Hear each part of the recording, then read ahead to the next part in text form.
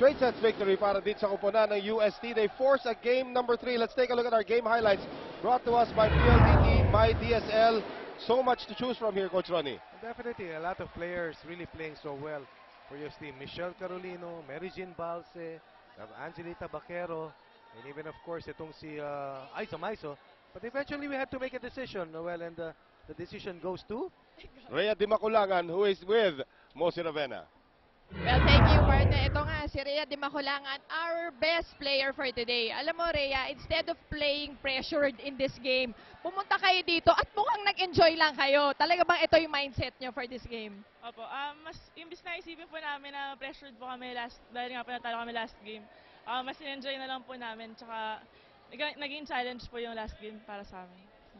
So, at saka ikaw, tingin mo in this game, naging madali ba yung trabaho mo dahil mukhang gumana lahat ng spikers today?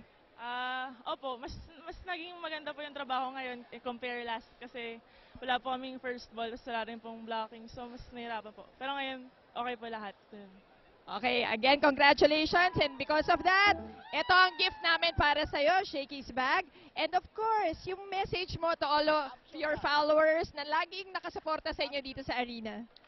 Thank you nga po pala sa lahat ng sumusuporta sa UST, tsaka sa mga parents ko, sa mga kaibigan ko, tsaka sa mga classmates ko. Thank you po.